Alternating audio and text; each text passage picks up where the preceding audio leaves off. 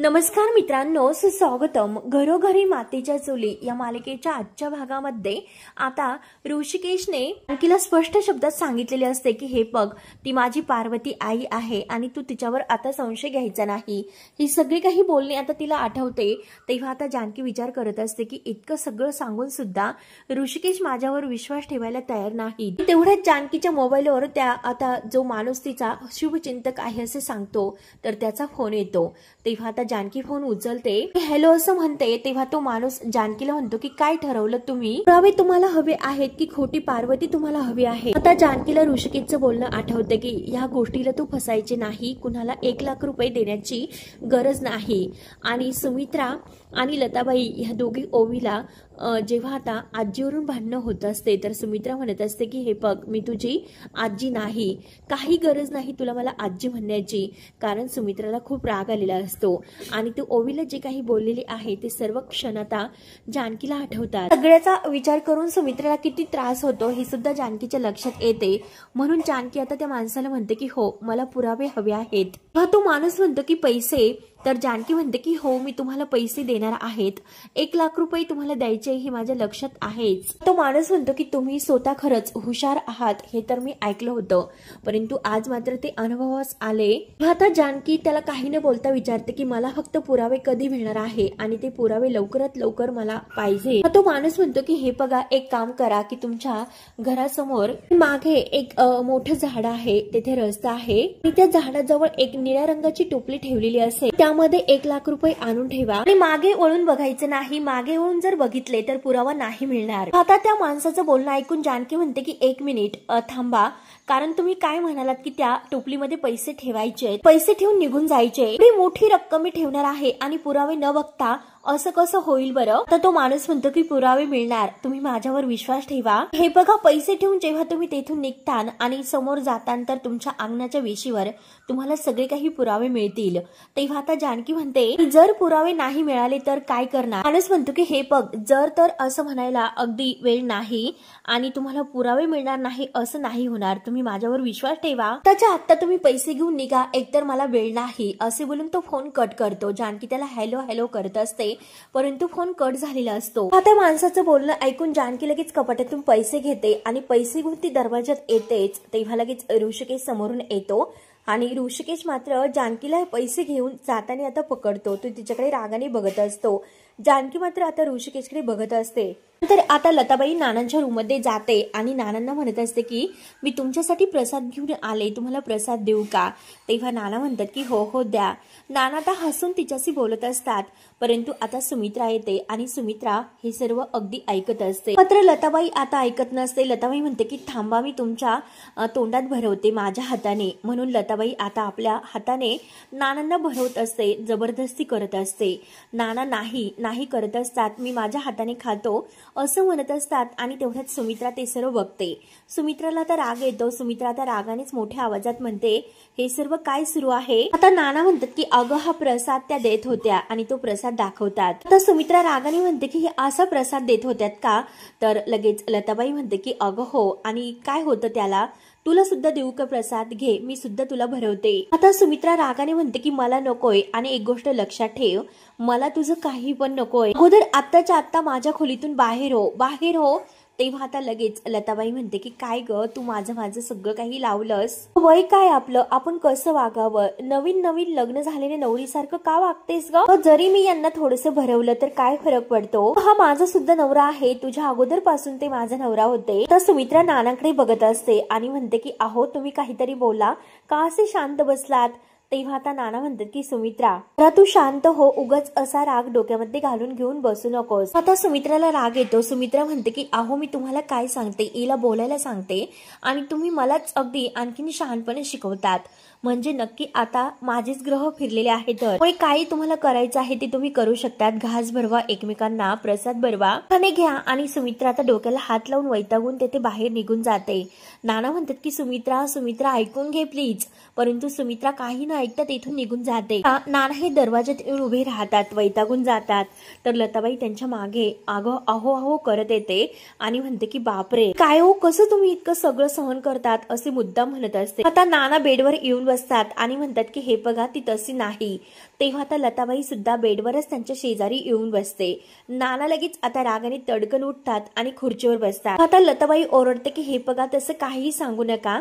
आणि काय मन काय फक्त तिलाच आहे का? त्रास फक्त तिलाच होतो का? मात्र माझं सर्व काही घेताना हिला कसलाही त्रास झाला नाही आणि आज मात्र देताना काहीला इतका त्रास होतोय. एक अशी आणि तिची ती सून जानकी तशी. तिला सुद्धा वाटते की मी पार्वती नाही आणि दिवसभरात तर ती हाच विचार करत असते. आणि आता मात्र हे सर्व मी कसं सिद्ध करू की मी पार्वती नाही ते. नानांना सुद्धा आता हिचा खूप राग येतो. नाना तडकनी उठतात आणि बाहेर निघून जातात. लताबाई आहो आहो करत असतात. नाना आता असे रागावून बाहेर गेल्यानंतर लताबाईला तर खूप हसू येते. शेवटी आता नाना आणि सुमित्रा या दोघांमध्ये भांडण होते हे बघून तिला अगदी आनंद होत असतो. त्यानंतर आता इकडे ऋषिकेश जानकीला म्हणतो की तू माझं नाही ऐकणार, हेच ठरवलेलं आहे. तुला किती वेळी सांगितलं, तुला नाही म्हणतो तरी सुद्धा तू ऐकायला तयार नाही. पैसे देण्याचं तू ठरवलंच आहे ना, आणि हे बघ तुला जे करायचं आहे ते तू कर. ऋषिकेश रागाने जायला निघतो परंतु जानकी त्याचा हात धरते आणि त्याला सॉरी म्हणते. हे बघा किती काही झाले तरी कोणत्याही परिस्थितीत मला फक्त ते पुरावे मिळवायचे आहेत. माझा विश्वास नाही की ती बाई पार्वती आहे म्हणून. तेव्हा आता लगेच ऋषिकेश म्हणतो की तो माणूस त्याचं काय, त्याच्यावर तू इतका विश्वास ठेवतेस? त्या माणसाला तू ओळखत सुद्धा नाही आणि त्याच माणसाला तू पैसे द्यायला निघाली. आता जानकी म्हणते की ऋषिकेश आहो त्या माणसाचा फोन आला होता आणि तो मला म्हणाला की सगळे काही पुरावे मी तुम्हाला देईल म्हणून. आता ऋषिकेश खूप चिडतो. ऋषिकेश म्हणतो की जानकी तुला कसे समजावू की कोणीतरी तुझ्या साधेपणाचा फायदा घेतोय आणि तू त्याला घेऊन देतेस. आता जानकी म्हणते की नाही ऋषिकेश, आणि हे बघा कोण कोणाचा फायदा घेतो हे मला नाही माहिती.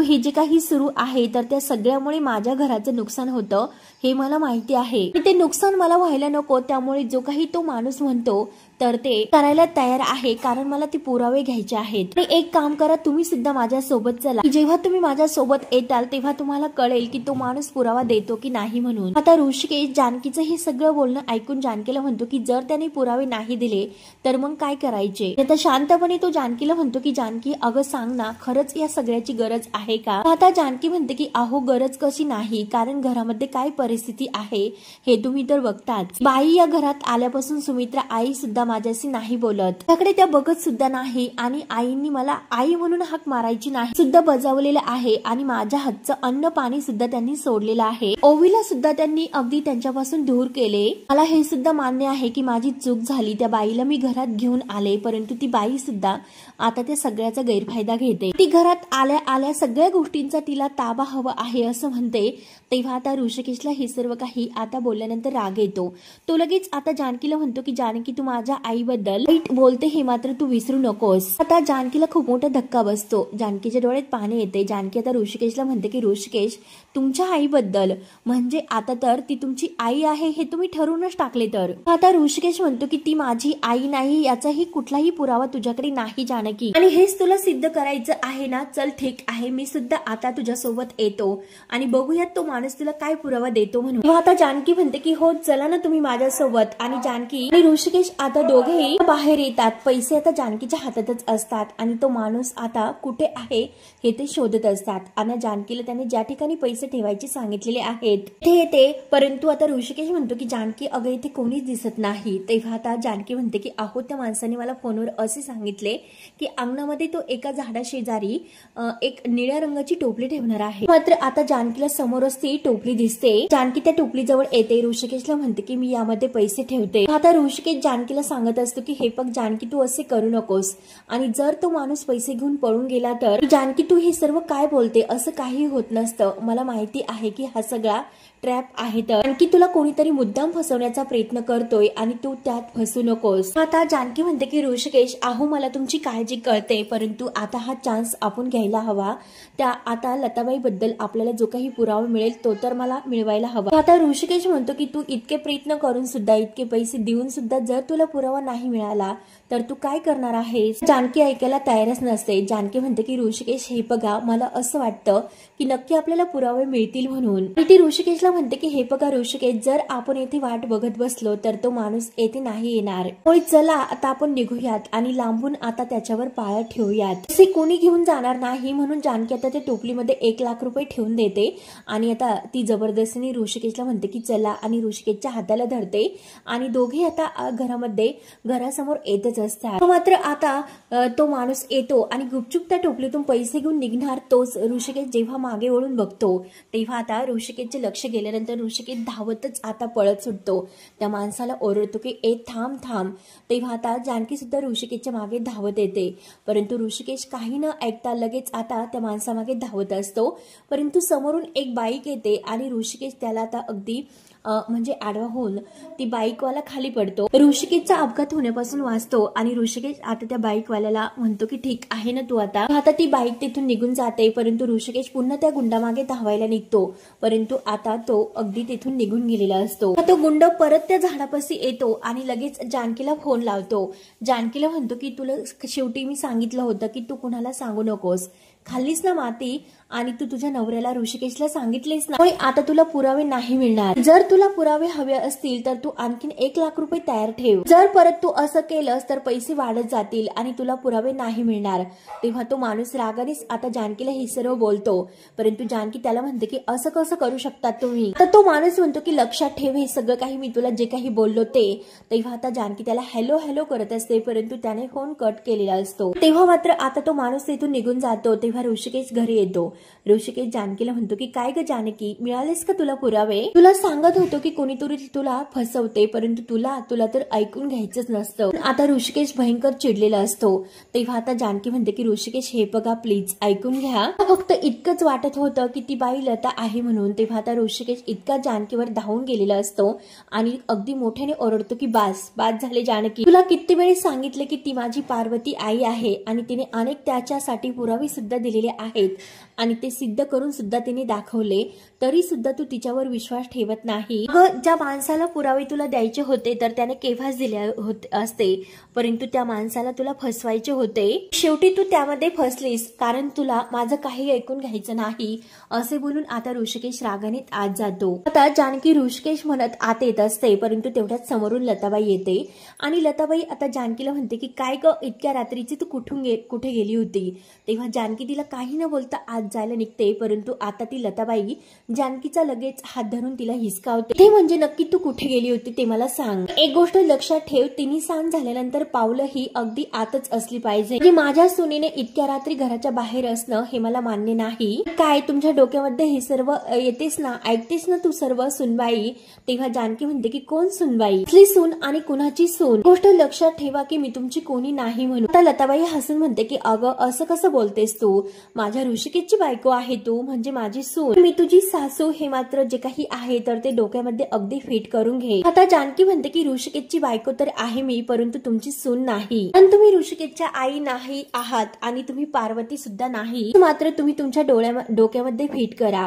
तेव्हा आता लताबाई म्हणते की शी बाई, कंटाळ आला हे वाक्य ऐकून सारखं काय ग ते जानकी, तुम्ही पार्वती नाही आहात, खोट्या आहात आणि रात्रंदिवस सतत तेच तुझं बोलणं असतं। तू कितीही लाख नाही म्हण, परंतु मी कोण आहे हे सिद्ध झालेले आहे।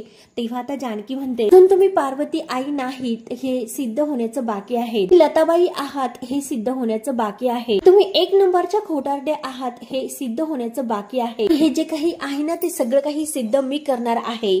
पार्वती आईच्या मुखवट्या मागे खोटारड्या बाईचा हा चेहरा आहे, तर लवकरात लवकर तो चेहरा मी सगळ्यांच्या समोर आणणार आहे। तर लताबाई थोडीशी घाबरल्यासारखी होते आणि जानकीला म्हणते की काय तू कसं हे सर्व करणार आहे आणि कसा चेहरा तू सर्वांच्या समोर आणणार आहे, तू तर दमली असेल, मुळे जाऊन तू आराम कर। तर जानकी म्हणते की हो आराम तर मी करणार आहे, कारण हे घर तर माझंच आहे। तुम्ही सुद्धा एक गोष्ट लक्षात ठेवा, 4 दिवस तुम्ही येथे सुखाची झोप काढून घ्या, कारण यानंतर जी झोप मात्र मी मोडणार आहे हे लक्षात घ्या। लताबाई आज मात्र मला पुरावे नाही मिळाले, परंतु तुमच्या हे खोटेपणाचे पुरावे लवकरात लवकर मी शोधून तुमच्या तोंडावर अगदी मारून फेकेल। आणि जानकी आता लताबाईला घाबरत आतमध्ये निघून जाते। लताबाई तर आता इतकी घाबरते, तिला पूर्णपणे घाम फुटलेला असतो, घाबरूनच आपला घाम पुसत असते। त्यानंतर आता जानकी रूम मध्ये येते, ऋषिकेश आता झोपलेला असतो। आता जानकी ही ऋषिकेश जवळ येऊन बसते, त्याच्या हातावर हात ठेवते आणि त्याच्याकडे बघत मनात म्हणते की नवरा बायको मध्ये भांडण झालेलं चालतं ऋषिकेश, तू अंतर आलेलं नाही चालत। जानकी रडत असते आणि आपल्या डोळ्यातील पाणी पुसत ती उठते आणि मनात म्हणते की त्या बाईमुळे माझ्यात आणि ऋषिकेशमध्ये अंतर यायला नको. आणि आता जानकीला तेथे बसल्यानंतर ऋषिकेशचे सगळे काही रागावलेले बोलणे आठवते. परंतु आता जानकी या सगळ्याचा विचार करून मनात म्हणते की ऋषिकेश, अहो तुम्हाला कसं पटवून देऊ की त्या तुमच्या पार्वती आई नाहीत म्हणून. मात्र मला पुरावे नाही मिळाले, परंतु ती बाई पार्वती नाही, ती लताबाई आहे. सिद्ध करण्यासाठी आता मलाच काहीतरी करावं लागेल. जानकी पूर्णपणे सतर्क झालेली असते, आपल्या डोळ्यातील पाणी पुसते आणि तयार होते. त्यानंतर आता घाईने लताबाई ऐश्वर्याकडे येते आणि ऐश्वर्याला सांगते की ती जानकी आहे ना, ती माझ्या मानगुटीवर बसलेली आहे. तिने तर माझी झोप उडाली आणि एकतर ती झोप सुद्धा उडवणार आहे असं सुद्धा मला तिने धमकावले.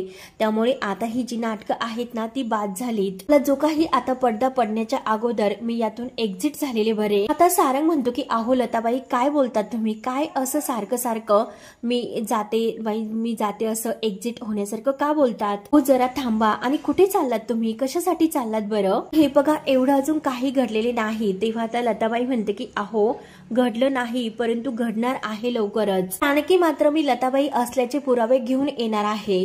तेव्हा आता लगेच सारंग म्हणतो की येणार आहे, तिने आणले का नाही ना. त्यामुळे मी तुम्हाला सांगतो ती जानकी आहे ना ती अगदी बोलवच्चन आहे, तुम्ही तिच्याकडे लक्ष देऊ नका. आता लताबाई म्हणते की अरे गप ना, तू काय बोलतोस, तिच्या बोलण्यामध्ये अगदी कॉन्फिडन्स आहे, ती बोलवच्चन नाही. ती जे काही म्हणतेस ना ते नक्की ती आता अगदी करून दाखवणार, जे काही आहे ते खरं सिद्ध करून दाखवणार. हे बघ ते सगळं काही जर सिद्ध झाले तर मात्र माझी रवानगी जेलमध्ये होईल.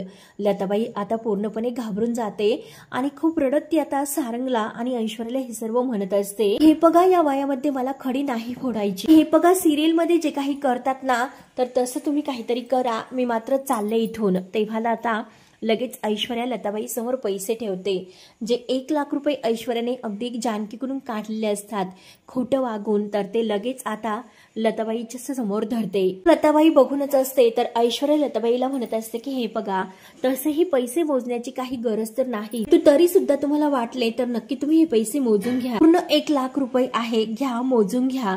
तेव्हा आता लताबाई बघतच असते आणि म्हणते की काय 1 लाख रुपये. आता लताबाई ते पैसे मोजत असते, परंतु सारंग ऐश्वर्याला म्हणतो की जरा बाजूला या. आणि काय ऐश्वर्या तुम्ही इतके पैसे कुठून आणले तो. तेव्हा आता लताबाई म्हणते वर 1 लाख रुपये आहेत. सारंग पुन्हा विचारतो की ऐश्वर्या हे पैसे कुणाकडून घेतले. तेव्हा आता ऐश्वर्या म्हणते की माझ्या मावस बहिणीकडून, कारण माझ्याकडे कोणताही दुसरा पर्याय नव्हता. ही लताबाई असं नाटक करत राहणार हे मला माहिती होते, असेच काहीतरी बोलणार किंवा पळून जाण्याची भाषा करणार. आता लताबाई लगेच म्हणते की अगं ऐश्वर्या नाही, अगं मला पैशांची खरंच खूप गरज होती, जे काही मी बोलले ना ते खरंच खरं आहे ग. ती जानकी मला खरंच धमकावून गेली, मी खूप घाबरले. तर ऐश्वर्या म्हणते की हो का, आणि तुम्ही लगेच घाबरलात. आणि हे बघा ती तुम्हाला घाबरवण्याचा प्रयत्न करते आणि तुम्ही तर लगेच घाबरतात. म्हणून लताबाई एक गोष्ट लक्षात ठेवा की माणसाचा सगळ्यात मोठा शत्रू असतो तो म्हणजे भीती. त्यामुळे तुम्ही इतकं घाबरू नका. आणि ती जानकी काय म्हणेल, तिला पुरावे आणायचेत ना मग आणून द्या, तिला कोणतेही पुरावे आणून द्या, मी मात्र कशाला घाबरतात. लगेच आता लताबाई म्हणते की जर तिने खरंच पुरावे आणले तर मग काय करणार. तेव्हा आता ऐश्वर्या म्हणते की आणून द्या. ती पुरावे आणून आणखी काय आणणार बरं, तिला पुरावे कोण देणार आहे. हे बघा तुम्ही लताबाई आहात, पार्वती नाही, हे फक्त कुणाला माहिती आहे, मलाच माहिती आहे, जिन्ना आणि सारंगला. त्यामुळे जास्त तुम्ही इतकं घाबरू नका, हे पैसे घ्या, पुढची ऍक्टिंग करायला तयार राहा, कारण ती जानकी आता पुढचं आपलं काही वाकडं नाही करू शकणार, हे लक्षात ठेवा. आणि तुम्ही तिला इतकं घाबरण्यासाठी अगदी घाबरू नका. एक गोष्ट मात्र लक्षात ठेवा, नाटकाच्या पहिल्याच अंकात तुमची पावलं या घरामध्ये पडलेली आहे, तो नाटकाच्या दुसऱ्या अंकात जानकीचं पाऊल आता या घराच्या बाहेर पडलं पाहिजे. त्यामुळे काही जरी झाले तरी सुद्धा हे नाटक अगदी रणदिव्यांच्या विरोधात रंगले पाहिजे. ह्या रणदिव्यांच्या घरामध्ये आता ही ऐश्वर्या एक मोठा इतिहास घडवणार आहे. तर नंतर मात्र आता लताबाई खूपच घाबरते. आता ही सुमित्रा जपमाळ करत असते, जानकी तिथे आई आई करत येते, परंतु सुमित्रा काही लक्ष देत नाही, तिच्या आवाजाला होकार सुद्धा ती देत नाही. मात्र आता सुमित्रा ऐकायला तयार नसते. सुमित्रा उठते आणि लगेच बाजूला येत असते किचन मध्ये. तर जानकी म्हणते की आई मला तुमच्याशी बोलायचं आहे, 1 मिनिट फक्त ऐकून घ्या प्लीज आई प्लीज. तरी सुद्धा आता सुमित्रा ऐकायला तयार नसते. तेव्हा आता जानकी मोठ्याने ओरडते. जानकी म्हणते की आता सासूबाई. मात्र आता जानकीला आणि सुमित्राला आठवण होते की सुमित्रा जे काही म्हणलेली आहे की सुनेला कितीही मुलगी मानले तरी सुद्धा ती कधीही मुलगी होऊ शकत नाही, सून ती सूनच असते। तेव्हा आता हे सर्व आठवून जानकी पुन्हा म्हणते की सासूबाई अहो ऐका ना। सुमित्रा सुद्धा म्हणते की हो जानकी, जर तू या नावाने मला हाक मारली तरच मी तुला आवाज देईल म्हणून। ती आता अगदी मोठ्या मानाने विचारते की अहो सासूबाई, तुम्ही माझ्यावर इतकं रागवलात का? आता सुमित्रा जानकीकडे बघत म्हणते की अगं मी कोण आहे रागवणारी, आणि तेवढा हक्क सुद्धा माझ्याकडे राहिलेला नाही। सगळा काही हक्क तर तुझ्या खऱ्या सासूकडे आहे, पार्वती सासूकडे। तेव्हा आता जानकी म्हणते की हे बघा आई, एक गोष्ट लक्षात घ्या, त्या माझ्या सासूबाई नाहीत म्हणून। आता सुमित्रा ही जानकीकडे बघत असते आणि जानकी सुमित्राकडे। तेव्हा आता मित्रांनो, शेवटी हा भाग येथे संपतो। पुढील भागामध्ये आता सारंग ऐश्वर्याला म्हणत असतो की हे बघा, आपण हे जे काही करतो तर एक गोष्ट लक्षात ठेवा की आईला या सगळ्यामधून कोणताही त्रास आपल्याकडून होणार नाही, तिला कोणताही त्रास व्हायला नकोय। मात्र ऐश्वर्या म्हणते की त्रास तर आईंना होणार नाही, परंतु त्रास त्या जानकीला मात्र नक्की होणार आहे। म्हणून आता सुमित्राच्या रूम मध्ये पूर्णपणे धूर झालेला असतो आणि बाहेरून कडी लावून घेतलेली असते। सुमित्राला आता जोरजोराने ठसका लागत असतो आणि सुमित्रा दरवाजा उघडायला येते आणि तिला तर आता खूप टेन्शन येते, कारण बाहेरून तर दरवाजा कोणीतरी लावून घेतलेला आहे आणि ती आता दरवाजावर जोरजोराने थाप मारते। मात्र आता सुमित्रा जानकी अगं दरवाजा उघड असा जानकीला आवाज देत असते। तर लगेच आता जानकी तोपर्यंत ही पार्वतीच्या रूम मध्ये असते आणि काहीतरी तिच्या पायाला तेल वगैरे लावत असते। तेव्हा मात्र आता जानकी धावतच येते, परंतु तोपर्यंत ऐश्वर्याने नाटक करून मुद्दाम तिने आता सुमित्राला वाचवलं असं काहीतरी तिने प्लॅन करून सुमित्राला बाहेर आणलेले असते। तेव्हा मात्र आता जानकी धावतच येते, तर सुमित्रा म्हणते की अगं जीवाचा आकांताव करून मी तुला आवाज देत होते की मला वाचव, तू का आली नाहीस, कुठे होतीस जानकी तू? तेवढ्याच आता तिथे लताबाई येते आणि लताबाई म्हणते की जानकी माझ्या पायांना तेल लावून देत होती। आता हे ऐकून सुमित्राला खूप मोठा धक्का बसतो। सुमित्रा आता जानकीला म्हणते की खरंच एक खूप मोठी चूक मी केली, कारण जास्त मी तुझ्यावर प्रेम केले, तुला जीव लावले। मात्र जेव्हा माझ्या जीवावर बेतलं तेव्हा मला कळले की जी काही माझी खरी सून आहे ऐश्वर्या माझी चांगली आहे आणि तिलाच फक्त आणि फक्त माझी काळजी आहे। तेव्हा आता हे सर्व ऐकून ऐश्वर्याला तर इतका आनंद होत असतो आणि ती अगदी सुमित्राची तिला खूप काळजी आहे असं दाखवत असते। जानकीला मात्र सुमित्राचं हे टोकाचं निर्णय ऐकून आणि तिचं बोलणं ऐकून मात्र खूप मोठा धक्का बसलेला असतो, कारण सुमित्राचा आणखीन एका परत ह्या ऐश्वर्याने आणि लताबाईने सुमित्रा आणि जानकी ह्या दोघींमध्ये फूट पाडून त्या दोघींमध्ये भांडण लावण्याचा प्रयत्न केलेला असतो। तेव्हा आता मित्रांनो, पुढे काय होते, कसे होते हे बघण्यासाठी आपल्या चॅनलला नक्की सबस्क्राईब करत राहा। धन्यवाद।